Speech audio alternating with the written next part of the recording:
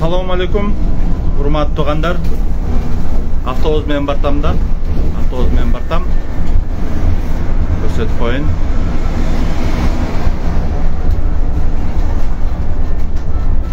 Анан бүгүнкү көтөргөн тема мындай да. Азыр болгон эле 11 сом төлөдүм. 11 сом. Анан кийин менде тулпар жок, карта жок, майла жок. Элдин көбү деле андай карта ким көтөрүп жүрмөбү эле. Бирок айта турган нерсе башка да. Мейли кредитке алынган автобустар түшүнсө болот да барынча. Мейли даже 22 сом кылсын да. Бирок могу окуучуларга санап көрсөм, 5 күн окуса, мектепке барып келгенине 22 сомдон бир күндө 44 сом болот атпайбы?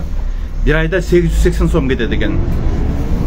Анан сунушумда эми кээ-бирлер 3 бала, 4 бала окутат да. Ошолорго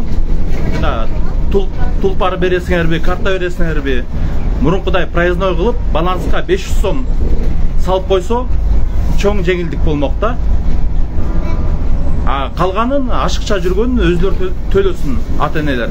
Кандай дейсиңер? Комментарий жазгыла.